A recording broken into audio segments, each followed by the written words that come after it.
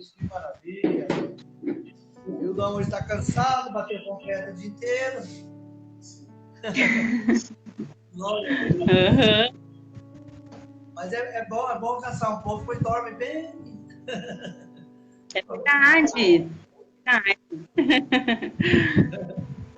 Glória a Deus. Então vamos começar então, Mônica. Quero que você fique à vontade.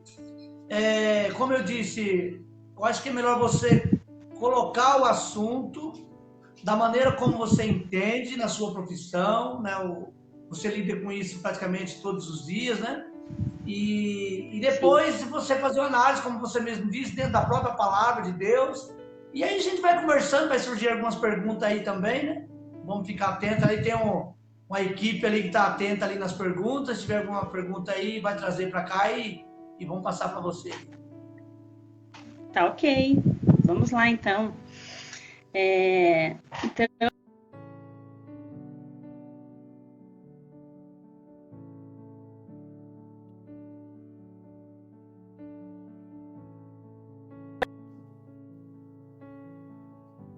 Então, muitas vezes, né, eu estou passando por um período depressivo, mas muitas vezes é uma tristeza apenas, né? Então, hoje eu estou meio depressiva, porque eu estou triste, né? Então a gente acaba que muitas vezes utiliza o termo depressivo para uma simples tristeza, né? Porque é importante a gente diferenciar isso, porque às vezes a tristeza ela vem, né? Mas é muito normal que a gente sinta uma tristeza por algo que muitas vezes algo que nos frustrou durante aquele dia, né? Então alguma coisa que não deu certo da maneira que nós gostávamos, não gostaríamos que fosse, né? E muitas vezes utiliza-se o termo, né?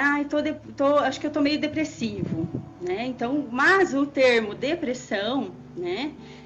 O transtorno depressivo, né? O transtorno depressivo maior, ele é um pouco mais, digamos que, persistente, né? Então, a pessoa, ela vai estar sentindo aí alguns sintomas, né, em pelo menos 15 dias, né, para que ela se encaixe aí dentro de um transtorno depressivo de fato.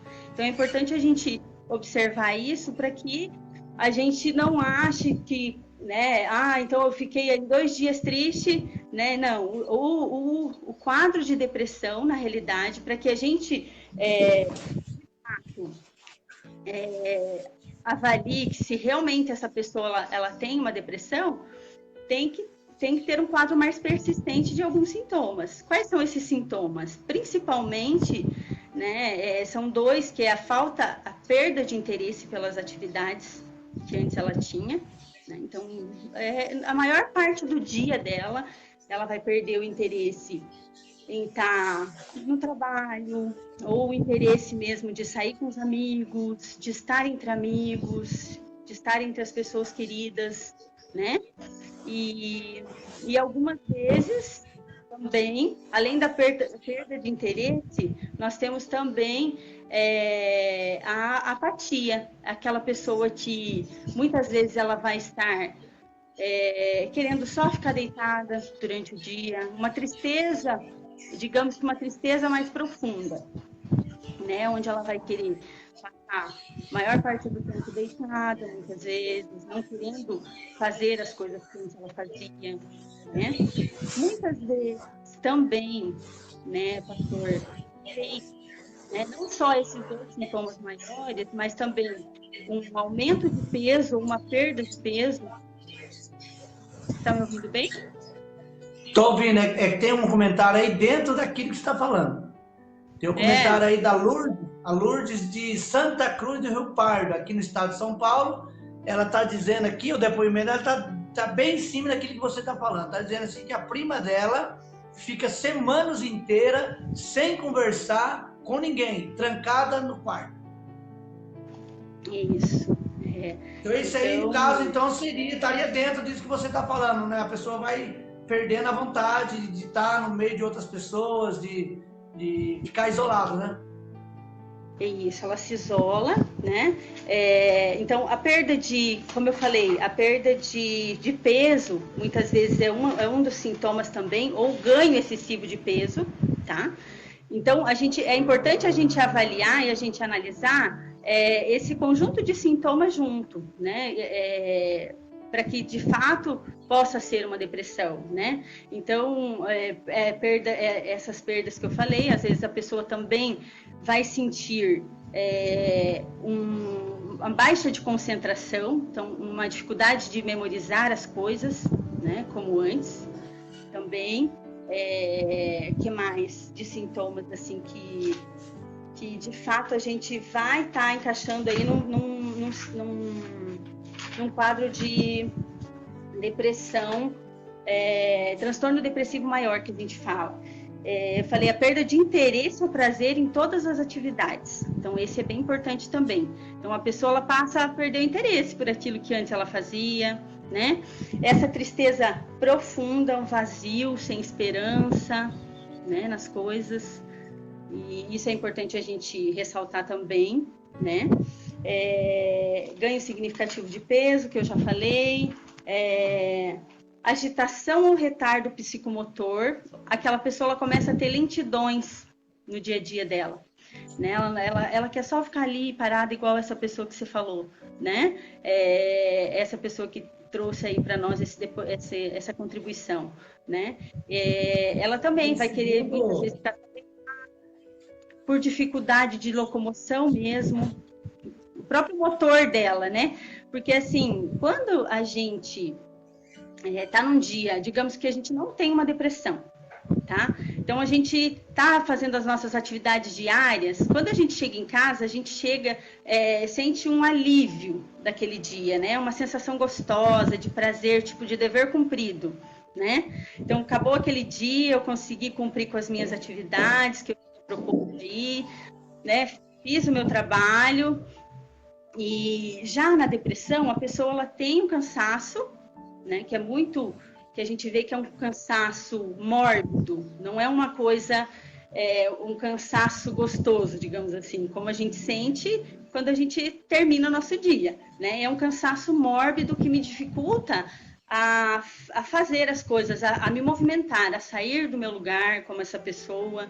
Então é muito importante essa pessoa buscar, sim, ajuda, porque muitas vezes a gente, sem conhecimento, a gente acredita que aquilo ali, às vezes, não é nada, isso já vai passar, né? Sai daí, levanta. Mas às vezes a pessoa ela não tem essa força, entende? Ela tem essa dificuldade para fazer esse movimento sozinho, né? Aí ela precisa das pessoas próximas, né? Você vai falar alguma coisa, pastor? Pode comentar. Já tem um segundo depoimento dentro daquele assunto, quase a mesma coisa, daquela pessoa que falou, a Lourdes, né? Agora aqui de Cerqueira César, né? A Graça está falando que tem um vizinho dela, um rapaz, que está justamente dessa forma, isolado, sem falar com ninguém e tal. Mas uma coisa que eu achei interessante que você abordou aí, eu praticamente sou pastor já há 18 anos, a gente lida com muita gente. E a gente percebe que algumas pessoas têm depressão, elas ganham peso rápido, né? Come e vai ganhando peso, porque ela come, não sai do quarto, não faz atividade nenhuma. E tem outras que perdem o apetite, né? Então esses dois comportamentos, sim, eu achei interessante, porque toda vez que alguém está engordando exagerado, já associa isso, a fulano está com depressão, tá? Só come e dorme. Mas tem outros casos que a pessoa perde peso, né? E você falou isso aí no começo. Tem situações em que algumas pessoas, até mesmo num quadro de ansiedade, né? Que muitas vezes a depressão está associada a um quadro de ansiedade também, né? E a pessoa tem ansiosos que vão para a comida, vão para a compulsão, né? Então precisam comer para uma forma de evitar, né? E a outra pessoa que muitas vezes não tem, né, essa ansiedade, ela perde esse interesse, né? Então ela perde esse interesse ela não consegue comer, ela já perde o apetite, ela já não consegue estar, né, se alimentando como as outras pessoas daí. Certo. né? Eu quero te fazer outra, Ah, tá, pode ir. outro sintoma que é muito comum é a insônia ou a hipersônia. Então, é a pessoa que não consegue dormir por alguma razão ali, né?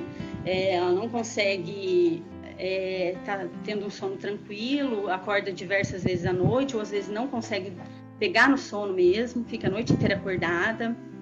E aquela pessoa, ou a que dorme muito, ou a que dorme pouco, né? Então, da mesma forma do que ganha peso e o que perde peso, né? Então, também tem esses dois casos que é importante a gente tá vendo, né? Aqui não dorme pouco, aqui dorme pouco, eu já tenho experiência. A minha esposa, ela sofreu com depressão, né, há alguns tempos atrás, e ela não dormia. Aconteceu isso que você está falando. Acordava várias vezes, levantava, tinha pesadelo, se batia, e aí às vezes levantava, assim, comia alguma coisa, voltava, depois a gente orava às vezes 2, 3 vezes na noite, não dormia picadinho, né? É isso mesmo. Não tem um sono de qualidade, porque o nosso sono, ele tem estágios, né? E se existe um estágio do nosso sono que se chama sono REM. Depois de umas 2 horas de sono, ou 3 horas ali dormindo, a gente entra no sono profundo. Que muitas pessoas que têm insônia não chegam nesse estágio. E aí, no outro dia, elas ficam muito mal. Por quê? Porque não descansou, não conseguiu relaxar de fato, não conseguiu entrar no verdadeiro sono, digamos, né? Então, a pessoa que sofre com esse transtorno, muitas vezes ela tem esse quadro de insônia aí. É importante tratar a insônia também, para que, porque se não trata a insônia, dificilmente ela vai conseguir vencer essa depressão, digamos assim, né? Porque ela não vai estar bem nos outros dias, né? Porque o sono, ele é reparador, né, pastor? A falta precisa descansar. A falta de... se a pessoa não consegue dormir, quando a gente dorme pouco, todas as nossas obrigações, vamos dizer assim, as nossas atividades, ela fica comprometida. Eu quando durmo pouco, vai dando umas 3 horas da tarde, 2h30, parece que vai esgotando, né?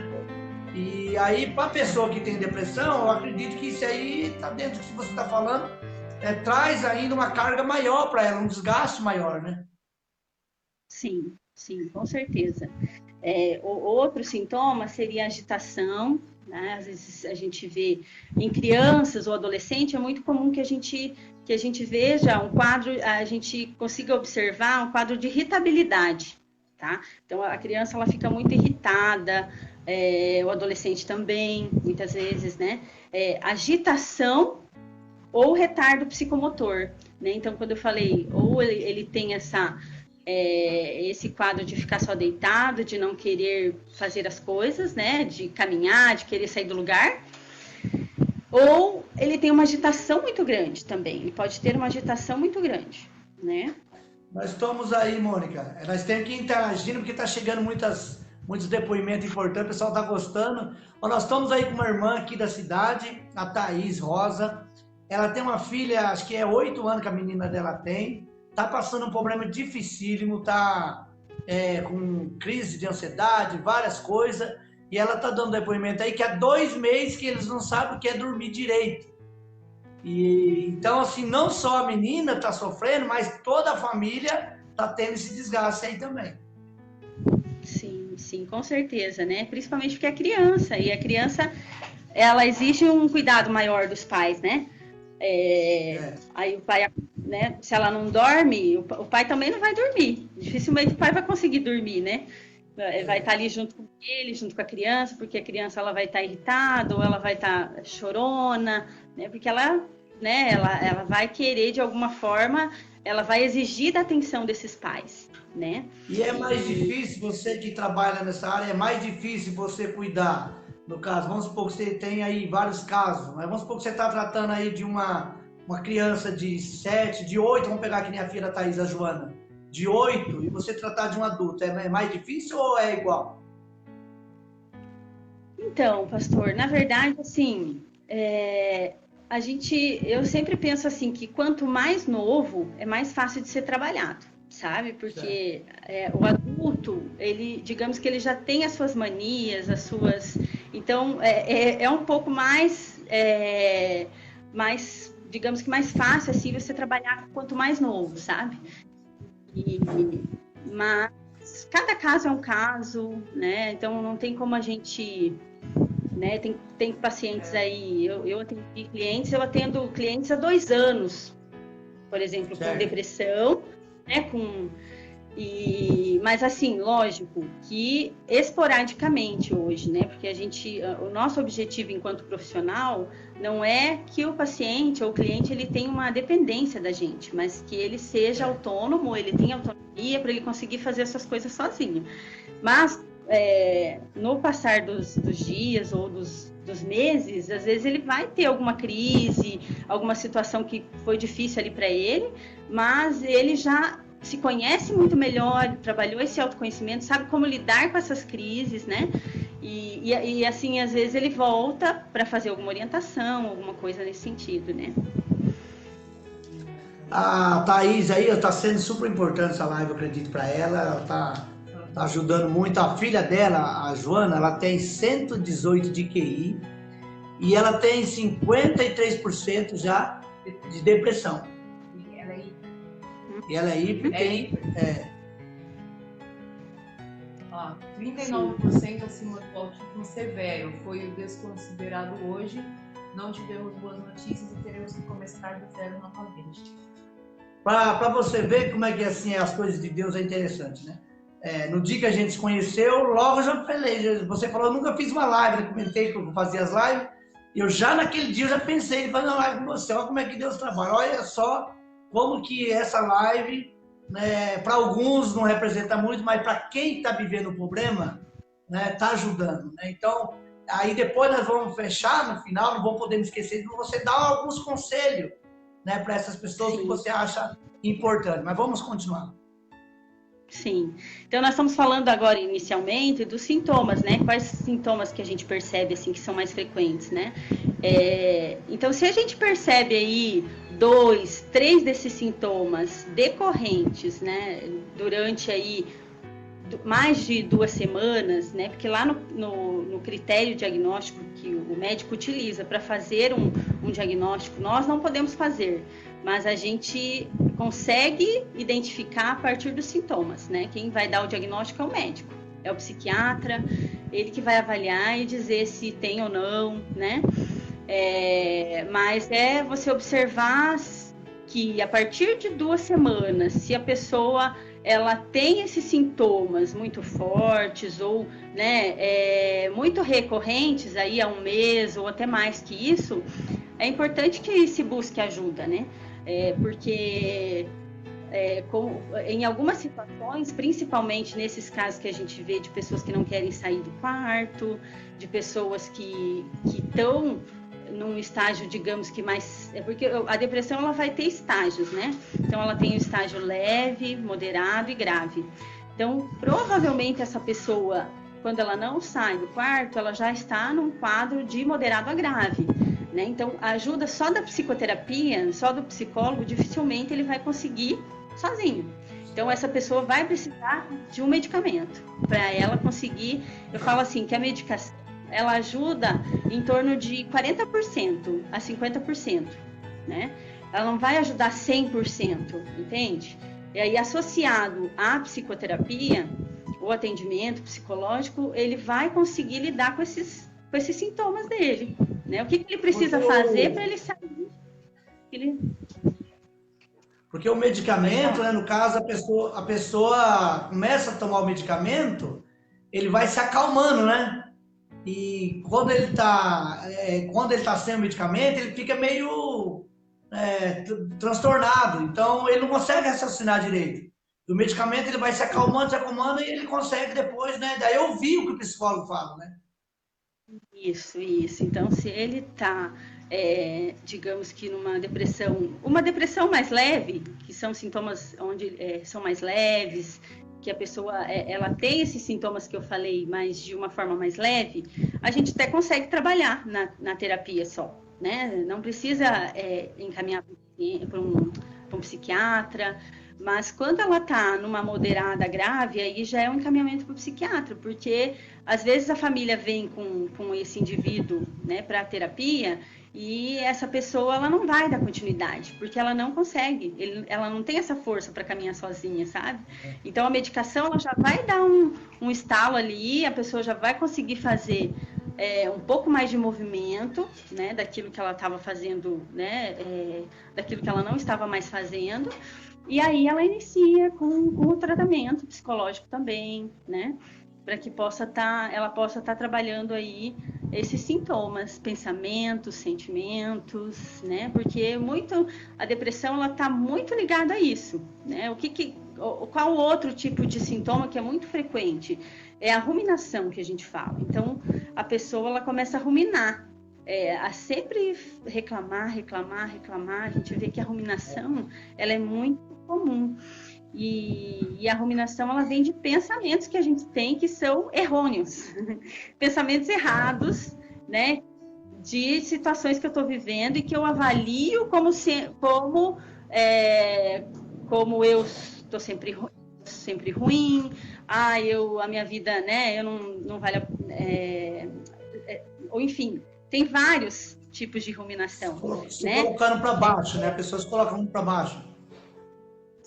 Coloca para baixo, ela acha que a vida dela não tem sentido, muitas vezes, né?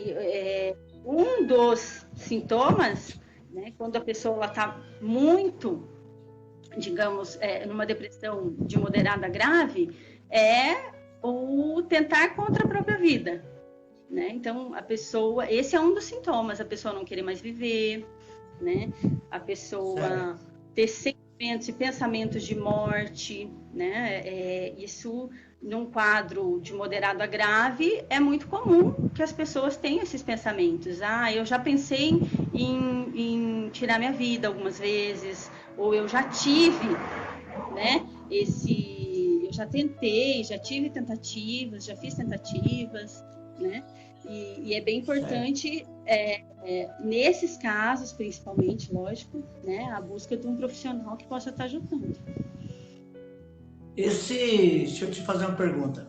A depressão, ela é causada mais por causa de algo que aconteceu ou não faz diferença nenhuma? Hoje eu recebi uma moça na igreja que ela perdeu a mãe, a mãe dela perdeu a mãe, perdeu o pai há pouco, acho que 4, 5 meses atrás, e hoje perdeu o esposo. Então, 3 percas em um espaço muito curto. E só que o marido foi enterrado hoje, o marido foi enterrado hoje, e ela foi no culto. E aparentemente ela estava calma, mas assim, conversando com ela, eu orei por ela, até orientei ela a respeito disso, né, tentando dar alguns conselhos para ela. E eu falei com a minha esposa, cada pessoa reage de um jeito, talvez ela tá calma ali, mas ninguém sabe como ela tá por dentro. Isso tem alguma coisa a ver ou não tem nada a ver? Então, pastor, tem a ver, assim, que existe 2 tipos de depressão que a gente fala, que pode ser uma depressão endógena ou exógena, né? A depressão endógena é uma depressão que a gente vê que ela é decorrente de fatores genéticos e hereditários. Então, vamos supor, a minha mãe, minha avó, toda a cadeia ali anterior, todo mundo era depressivo. Então, a chance de eu vir a ter uma depressão, porque eu herdei genes dela, né, é muito grande, né, podendo ou não desencadear isso na vida dela, né? Então, o fato de eu ter tido na minha família aí pessoas que tenham tido esse problema, não quer dizer que eu vá ter, que todas as pessoas vão ter, mas em algum momento isso pode desencadear. Então eu tenho uma predisposição que a gente chama genética para isso, né? Então histórico. E a exógena, que a gente chama de fatores externos, que são fatores ambientais que ocorreram. Então, o que aconteceu com essa pessoa? Na realidade, foram fatores exógenos, provavelmente, né, que a deixou muito triste, a mãe, o pai, né, e então, assim, ela vai ter que vivenciar esse luto dela, né, ela vai ter que sentir isso, porque, assim, muitas vezes o que nós fazemos? Nós não queremos sentir, né, então a gente já quer ficar bem, só que, assim, imagina quantos anos ela não viveu com esse pai, com essa mãe, com esse esposo, então ela vai onde nós ela vai passar por algumas fases do luto ali, que dentro desse luto existe uma fase que a gente chama de a fase de depressão do luto, né? Então a pessoa ela vai se isolar um pouco das outras pessoas durante um período, mas isso é normal, né? Porque ela tem que dar um novo significado para a vida dela, né? Então ela viveu ali quanto tempo junto com essa pessoa e agora ela se vê numa situação em que ela não tem mais ele para ajudar, né? Então ela tem que dar um significado novo para a vida dela. Então esse ajustar-se novamente a uma nova vida aí, né? Demanda tempo, demanda que a pessoa se recolha um pouco, entende? Então, ela tá só isolada. Não, ela vai passar uma fase ali, algum mês, 2 meses, até 3 meses. Mas faz parte, então, dela ficar isolada. Faz parte, tá? Mas, assim, a gente tem que tomar um certo cuidado, né? Porque, assim, existe o luto saudável, digamos assim, né? E o luto que hoje a gente chama de luto complexo. Dentro do DSM ele fala luto complexo, que todos nós, tipo, se a gente for por uma média, nós passamos por fases de luto muito similar. Então, a gente vive as fases, vivencia essas fases. E quando a pessoa passa por mais ou menos em torno de 1 ano, né? Até, acho que se eu não me engano, no DSM até acho que é menos que 1 ano, né? A gente vai estar sofrendo, digamos aí, durante esse 1 ano, né? E após esse 1 ano, se a pessoa ainda está, né, como se ela estivesse lá no começo ainda, né, não conseguiu, fala muito, não conseguiu ainda se libertar de algumas coisas, digamos, se desfazer de algumas coisas que eram daquela pessoa, né? Ou às vezes a pessoa não consegue nem falar, está num estágio de negação que a gente fala sobre aquilo, pode ser que ela esteja desenvolvendo um luto complexo, que a gente pausou um pouquinho. E isso também a gente tem que observar, a gente tem que tomar um certo cuidado com isso, né? Porque a gente pode, sim, envolver uma depressão de alguns lutos que a gente vive, né? Uma depressão que eu digo aí um luto complexo, né? Que a gente chama. Certo. Mas vamos lá, conclui o seu raciocínio, porque senão talvez eu não deixe você terminar aí aquilo que você preparou. Sim. Então, nós temos ainda meia hora, mas a conversa está tão boa que se eu ficar às vezes fazendo perguntas, depois você não consegue passar o que você preparou. Pode fazer sim, eu vou respondendo e aí, assim, basicamente sobre os sintomas, né, da depressão seriam basicamente esses, assim, né? Então, eu já vou te fazer uma ideia. Tá. A Juliana está conosco aqui, ela é de Avaré. Ela é da cidade de Avaré, ela disse que ela teve depressão pós-parto e justamente depois da morte dos avós, né? Acho que o avô dela que faleceu, e junto com isso veio, né, a depressão pós-parto. Isso também é comum na depressão pós-parto, né? Sim. Assim, a gente, né, é muito comum a depressão pós-parto, né? Porque a mulher, na realidade, está vivendo uma situação muito nova, né, para ela. E eu não sei se esse era o primeiro filho dela ou não, né? Mas mas é muito comum a gente ver muitos casos de mulheres que têm depressão pós-parto, eu penso assim que em decorrência de uma nova criatura que veio no mundo e eu tenho que saber lidar com aquilo, eu tenho dificuldade às vezes, né? Então é muito comum que a pessoa possa desenvolver também uma depressão pós-parto. Certo. Né? E aí ela teve 2 lutos também anteriores, né? E às vezes assim, se a pessoa não vivencia um luto... Foi após o nascimento da primeira filha dela, ela está falando aqui, ó. Isso. Então, quando a gente não vivencia um luto, então, digamos, ela teve um luto anterior, né, pastor? E esse luto não foi bem elaborado, digamos assim. Quando a gente fala de luto, a gente não pensa só em luto de morte, tá?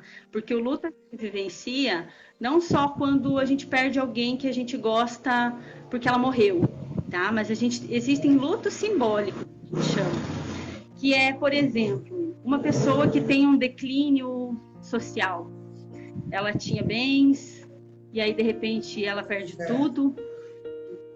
Uma pessoa que perde uma casa, uma pessoa que perde um carro, uma pessoa que perde um cachorro. Essa pessoa ela também vai vivenciar luto, né, que a gente chama de lutos simbólicos. E a gente vai ter os mesmos sintomas como se a gente tivesse perdido uma pessoa. Entende? Então, existem também lutos simbólicos de coisas, né? De coisas da nossa vida aí, né? De algumas situações, até mesmo luto simbólico da perda de um namorado, da perda porque aquela pessoa lá não morreu, né? Ou uma separação, né? Uma separação, às vezes, ela acaba sendo muito mais difícil para essa pessoa elaborar, porque essa pessoa está viva ainda, mas eu não queria que tivesse terminado, eu ainda, né, tenho um sentimento muito grande por ela separou de mim, traiu, né? Então, é muito difícil uma pessoa que vive uma separação, né?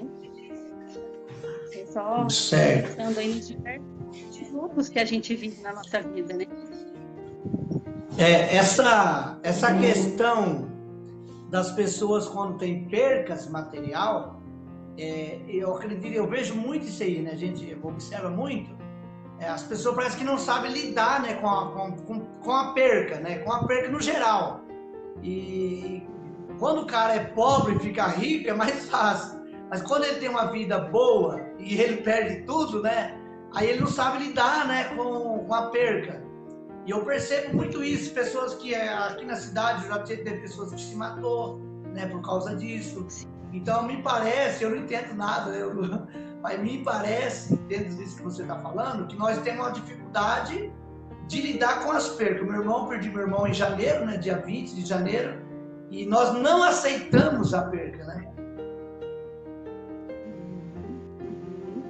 É difícil, porque a gente não está, digamos que, preparado, né? Por mais que nós sabemos que trabalhamos a hipótese, trabalhamos que a gente vai morrer um dia, que é a única certeza que a gente tem, né? Que a gente essa vida aqui vai acabar, né?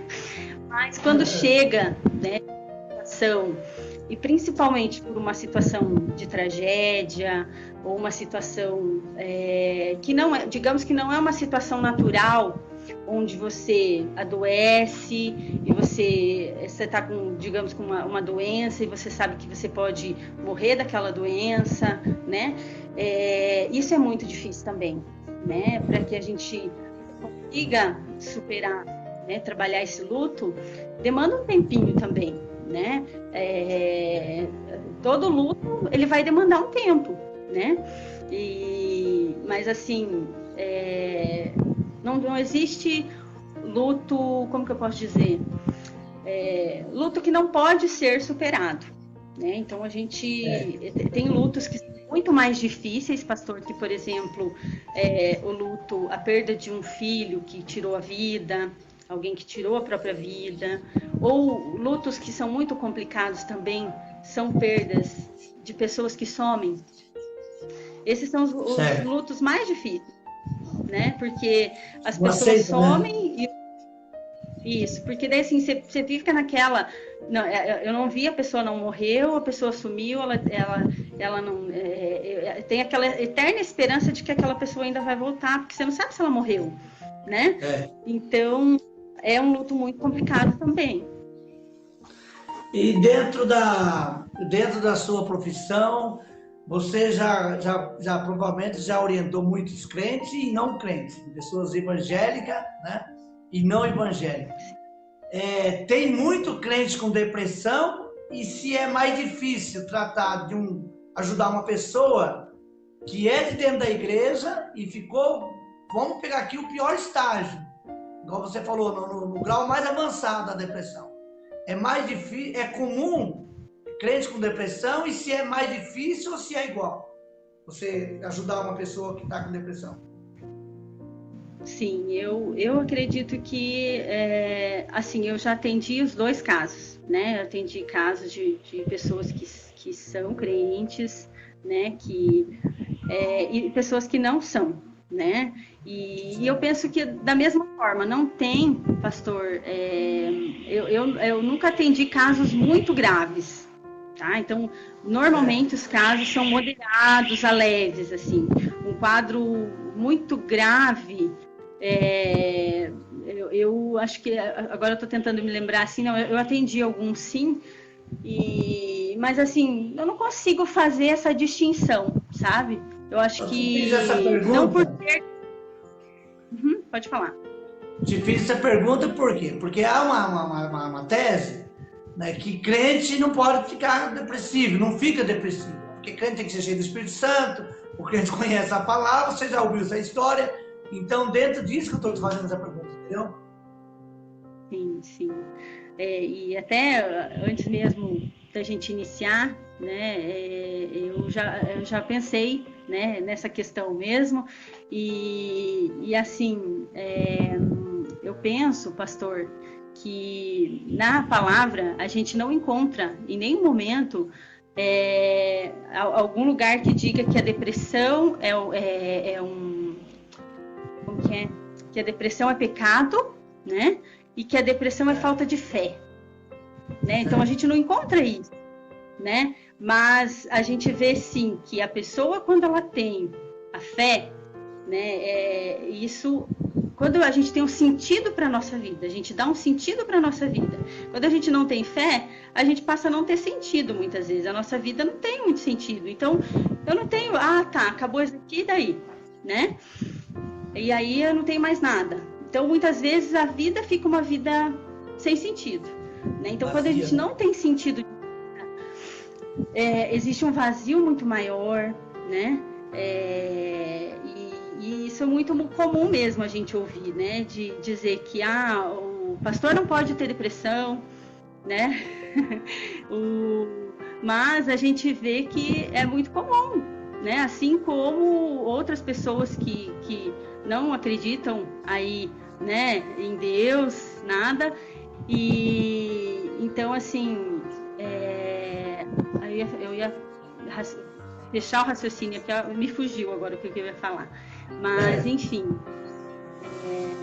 na realidade, pode ter sim, a pessoa, né, não é falta de fé, a pessoa pode desencadear em decorrência desses fatores que eu falei, né, que são fatores genéticos muitas vezes, e muitas vezes esses fatores genéticos eles podem vir também somado a um fator externo, do ambiente que ele vivenciou, que foi muito difícil.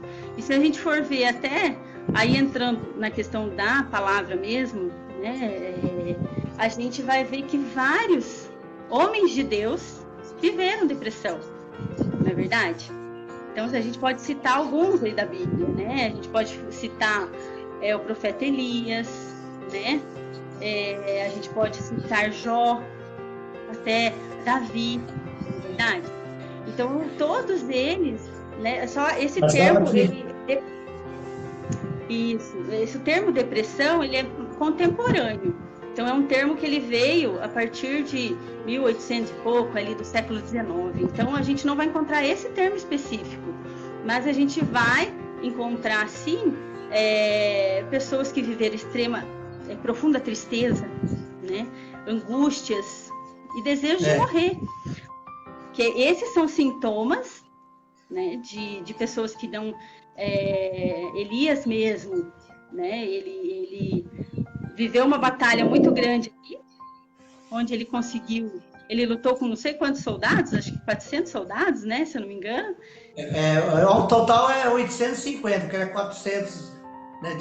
E aí, depois disso, ele se refugiou, ele fugiu porque ele estava com medo de uma mulher, né? Então, assim, ele vivenciou uma depressão, né? Dá para dizer que ele vivenciou aí uma depressão pelos sintomas e que ele demonstra ali, né? E então, assim, a gente não é porque a pessoa é crente ou não que ela não pode vir a desenvolver, vir a ter, né? Mas eu penso assim que a fé, ela é um pilar que a gente chama. Ela é um pilar, assim como a gente tem uma mesa, né? Então, eu falo que a gente tem várias áreas na nossa vida, que seria a área de relacionamento familiar, relacionamento íntimo, a gente tem a área relacionamento social, nós temos a área da espiritualidade, nós temos a área de saúde, né, atividades físicas, a área de estar em contato com a comunidade ou envolvido em algum serviço comunitário ou caridade, alguma coisa nesse sentido. Então, são todas áreas que são importantes para nós, né? E vamos pensar aqui, se eu tiro aí esse pilar da espiritualidade, eu tenho vários pilares ali segurando uma mesa, né? Vários pés daquela mesa. Se eu tiro aí o pilar da espiritualidade, eu tiro o pilar do relacionamento familiar, eu tiro outro pilar, como que eu vou ficar? Né? Como que essa pessoa vai ficar, né? Então, todas essas áreas, elas são importantes, né? Para que a gente consiga lidar e superar um transtorno depressivo ou uma depressão que a gente possa estar passando, né? A gente precisa, sim, buscar ajuda, que nem sempre a gente vai conseguir superar isso sozinho, né? E à medida que a gente vai sentindo que a gente está conseguindo, é como se fosse uma mola propulsora. Eu vou conseguir aí dar os meus passos, me sentir confiante novamente, né? Porque ela está numa fase ali que ela não se acha confiante, ela acha que ela não consegue, que ela não vai conseguir, que ela não vai conseguir superar, né? E então é muito importante, sim, né, que essa pessoa, muitas vezes nessas situações, né, tanto em qualquer um desses estágios, que a pessoa, mesmo sem vontade, que ela faça coisas que são importantes para ela. Então, por exemplo, a pessoa está ali na cama, deitada, né? Isso a gente trabalha muito com ela, principalmente quando ela inicia, que ela não está querendo comer, que ela não está querendo. Então, mesmo que eu não tenha vontade, eu vou fazer. Eu tenho que comer. Eu tenho que comer uma fruta, eu tenho que comer 2 colheradas da comida no almoço, né? Porque se eu já estou depressivo e eu ainda não como que eu vou ficar? Né? Então, eu tenho que me fortalecer. Então, mesmo que eu não tenha vontade, né, eu vou. Mas muitas vezes a pessoa, mesmo tendo um ente querido, mesmo tendo um ente querido, alguém que possa estar próximo dela, às vezes essa pessoa vai ter dificuldade de fazer isso. Né? Certo. E aí ela tem que buscar ajuda. Deixa eu te fazer uma pergunta. Tá. Qual é o papel da família? Né? Qual é o papel da família no caso de uma pessoa da própria família que está com depressão? Vamos supor que seja a mãe, ou que seja o filho, ou que seja o pai. Um desses daí esteja com depressão. Até onde a família ajuda e até onde a família atrapalha? Então, assim, é muito importante eu não ficar julgando. Eu vou ficar julgando e falando que isso não é nada, que isso é frescura. Isso não vai ajudar, né? A gente começar a dar sermão. Comum, né? A gente querer só dar conselho e falar para a pessoa que você tem que fazer isso, você tem que fazer aquilo, porque você não... Né? Quando a pessoa, eu falo assim, que quando ela não quer ajuda, às vezes a gente pode buscar de outras maneiras. Eu muitas vezes, assim, quando eu já trabalhei em serviço público e às vezes a gente está entrando em contato aí com um serviço, quando é um caso, principalmente um caso mais de caso moderado a grave, para que a gente possa ter uma intervenção de um serviço que possa vir ajudar alguém, né? Porque às vezes realmente essa pessoa ela não vai querer ir para o tratamento, né? Mas quando é um caso digamos que mais leve, a gente tem que cuidar muito com esses julgamentos, principalmente, digamos que, como que eu posso dizer? Cuidar mais com os julgamentos mesmo, com esses julgamentos, né? E sempre estar, né, orientando essa pessoa para que ela coma, para que ela e não desista, faça esses, digamos que eu vou desistir de ir para o meu trabalho, muitas vezes a pessoa não quer ir trabalhar, né? E sempre assim, conversando de forma harmônica, amorosa, para que a pessoa, ela entenda, e até mesmo a gente poder estar mostrando para ela, às vezes, você lembra como que você era antes, como que você conseguia fazer as coisas antes, né? Agora você está tendo essa dificuldade, então vamos buscar uma ajuda, né? Então fazer com que a pessoa reflita sobre o estado que ela está. Pressionar ela, no caso, vai só atrapalhar. Fazer muita pressão, né, julgar ou só querer dar conselho, julgar e achar que minimizar muitas vezes, ou né, não validar o sentimento dela, que a gente chama, que às vezes a pessoa vai estar ruminando ali, reclamando, e aí a gente chega uma hora que a gente cansa, que a gente não quer também, né? A gente vê que é muito comum, a família cansa também, é cansativo para a família. Por isso a importância da gente, de alguma forma, estar buscando ajuda para essa pessoa, né? Porque eu tive casos assim, teve um caso de uma pessoa que eu trabalhava num serviço, né? E a gente atendia criança e adolescente, né? Nesse serviço. E o que aconteceu? Aí um desses adolescentes que eu atendia, ele falou que se eu podia fazer uma visita para a tia dele, que a tia dele estava num estágio mais crítico, assim, né? Também não tinha vontade de sair, por uma perda que ela teve durante a vida dela, né? Então ela perdeu aí algo muito significativo para ela e ela não conseguiu elaborar isso. Ela era casada, morava só ela e o esposo, e eu fiz uma visita para ela, né? Falei, olha, é importante que você vá para o psiquiatra, tudo, né? Porque ele tinha solicitado, então a gente, enquanto profissional, a gente não pode negar o atendimento, principalmente em estados onde a pessoa está com maior dificuldade. E aí a gente passou para a unidade de saúde que faz atendimento. Eu não poderia estar atendendo, não deixei de atender e de ver tal, mas deu passado uma semana mais ou menos, essa pessoa ela tirou a vida, né? Então casos, principalmente esses casos mais severos, a gente tem que tomar um certo cuidado de buscar essa ajuda de um psiquiatra, né? Se a pessoa, porque ela reluta muito até em tomar os remédios, sabe?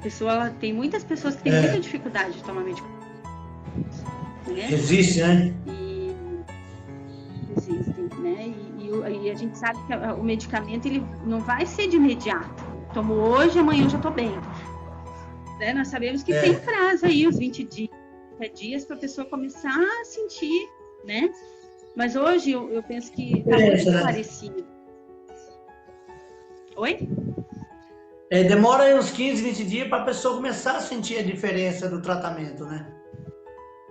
Isso mesmo. Né? Deixa eu pegar então o é gancho. Importante não desistir, na verdade, né? Certo. Na pandemia, durante a pandemia, que estamos aí com mais de 6 meses, como que você avalia? Aumentou mais quadros depressivos de pessoas ou fica ali do mesmo jeito, não mudou muita coisa? Olha, eu agora sim, pastor, eu estou com menos atendimentos, né? Como quando eu estava em Cascavel. Então lá, no período que eu estava lá, estava iniciando a questão da pandemia. Daí em seguida eu vim para cá. Então aqui eu estou atendendo alguns casos assim que eram meus clientes de lá, no online, e um ou outro daqui de Maringá. Então eu estou com poucos ainda. Mas a gente vê que sim, que esse número aumentou, né, em decorrência. Então no caso de Maringá, você está há quanto tempo em Maringá? Estou há 4 meses. Ah, tá. Então no caso desses clientes seus, já era de lá, de Cascavel, que você cuida por videoconferência, é isso? Olha que benção. Isso mesmo. Então a gente vê que sim, aumentou quadros de ansiedade principalmente, e na realidade já a gente sabe que tanto a depressão quanto a ansiedade são doenças contemporâneas do século, né? São doenças do nosso estilo de vida, do estilo de vida que a gente vive hoje, né? Em decorrência disso, do nosso estilo de vida, né? Em decorrência de fatores até do que a gente se alimenta, né? De tudo. Então, a gente sabia-se já que a depressão e a ansiedade seriam doenças que a cada dia aumentam mais os números, né? Certo. E a respeito das drogas, Mônica, os dependentes químicos, como que ele dá? Porque você trabalha lá com o pastor Januário, né? Eu sei que você faz parte lá do projeto, né, dos codependentes. E como que atuar nessa área aí? Como é atender a parte da codependência? Isso. Na realidade, eu trabalho, né, atendendo familiares de dependentes químicos. Então, porque eles também são dependentes, né? Os familiares, eles acabam tendo uma dependência emocional do dependente químico, da pessoa que tem essa doença, né? E aí a gente... O seu atendimento, então, não é para o dependente químico que está em tratamento, é para a família. É voltado para a família, mas a gente atende também o dependente. A gente chama de ex-dependente, né? Mas porque ele passou já por um tratamento, mas ele está em tratamento, né? Ele passou por um processo ele iniciou um processo de recuperação, mas ele continua em tratamento, né? Porque a dependência química, ela é vista hoje, ela é reconhecida hoje como uma doença, né? Então, ela vai precisar de tratamento constante. Ela não é como se fosse um diabetes, né? O diabetes a gente não dá o medicamento e ela sarou. A dependência química também. Então, a gente tem que estar se monitorando, se vigiando o tempo todo, né? Porque existe uma predisposição, né? A pessoa desencadeia essa predisposição e ela tem que ser muito forte para ela continuar, né? Tem que ser muito forte para ela continuar aí a sua vida distante, né? Das drogas. Legal. Ô, Mônica, nós estamos chegando já no nosso horário. Não sei se você tem bastante coisa para falar ainda, como que tá? Eu penso que é isso. Então a gente até... Tem alguma coisa que você... Oi? Oi? Tem alguma coisa que você quer falar, que você não quer deixar passar sem falar? A gente... Então, eu só queria falar o seguinte, que todos nós vamos passar por situações de aflição na nossa vida, né? E isso é bíblico, né? Nós teremos momentos de aflições, mas é importante que a gente não desista, né? Que a gente continue lutando, que vão passar por tristezas, frustrações, expectativas frustradas durante a nossa vida. E tanto o nosso trabalho, né, como que eu trabalho com o cliente também, que ele entenda durante a terapia o que é importante para ele e a gente comece a tomar direções, que vão de encontro com o que é importante para ele, com os valores importantes para a vida dele. Então, ele faz uma análise disso e a gente começa a direcionar, tomar direções, fazer com que ele perceba quais são as direções que ele tem que tomar e ele começa a agir com compromisso, ter compromisso em relação aos valores dele.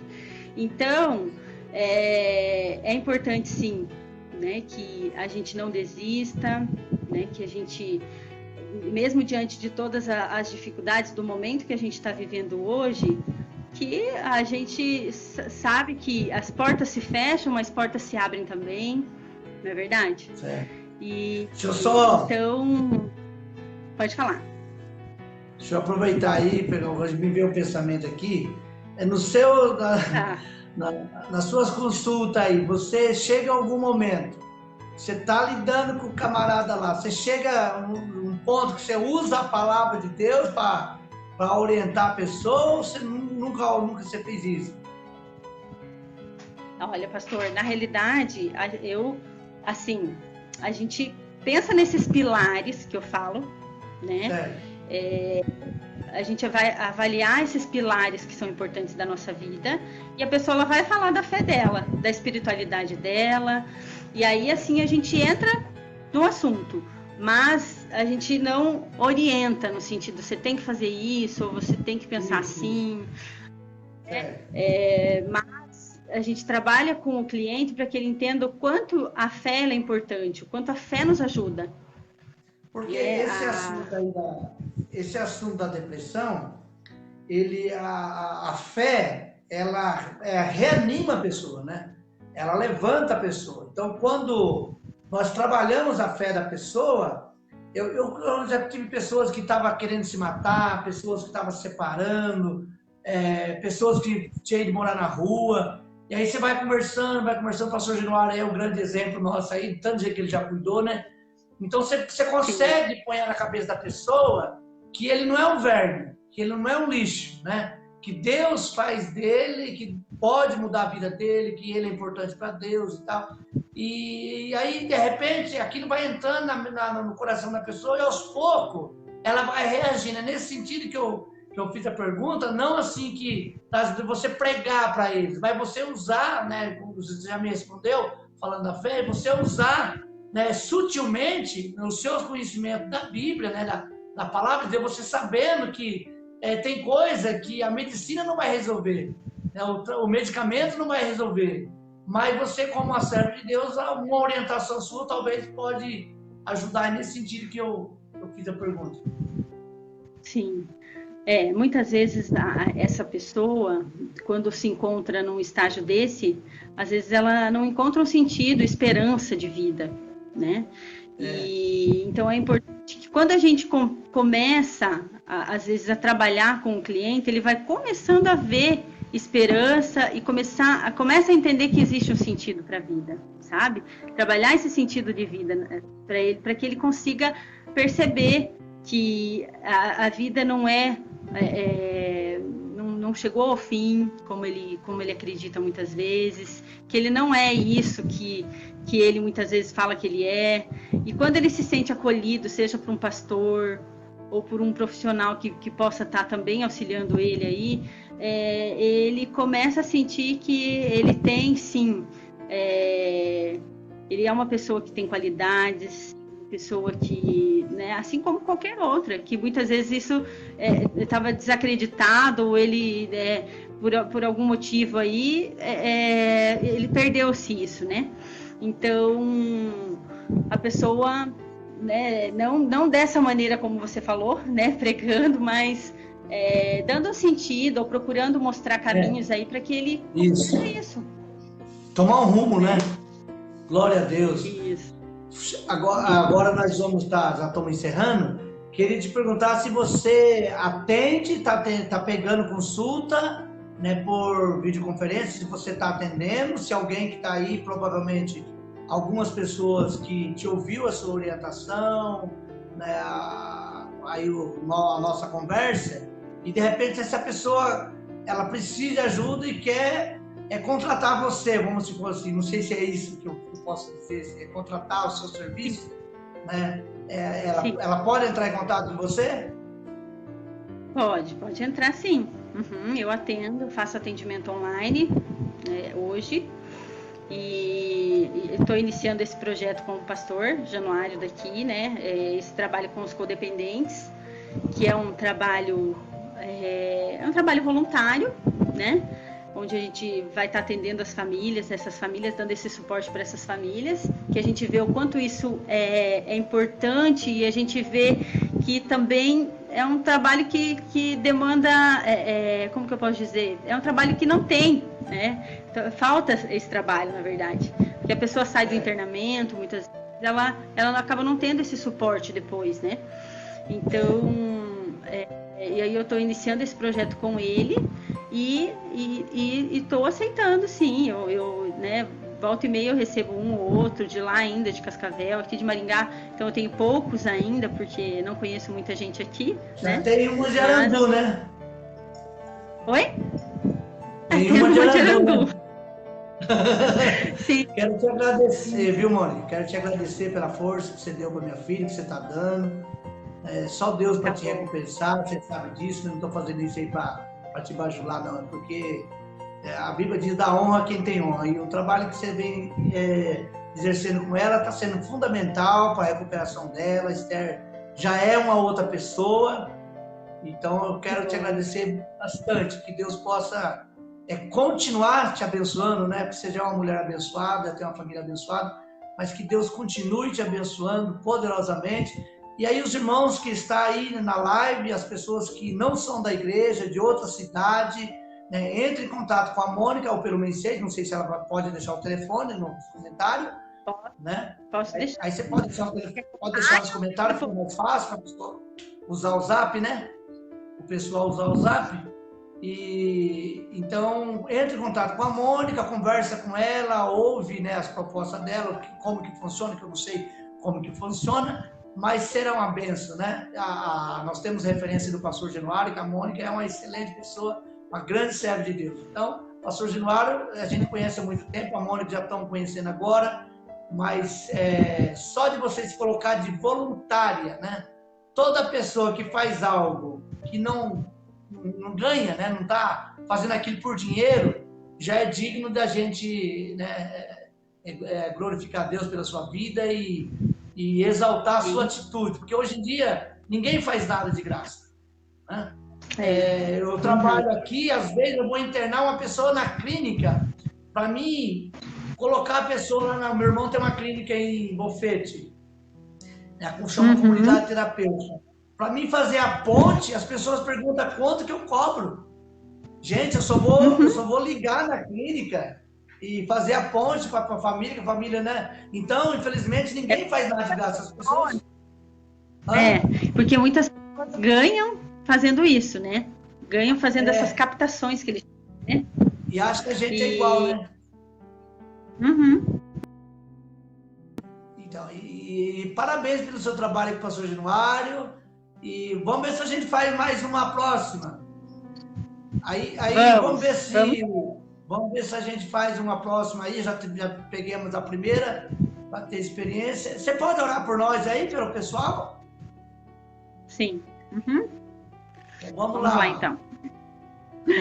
Querido Pai, obrigada, Pai, por esse momento, por todas essas pessoas que estiveram aqui presentes conosco nessa live.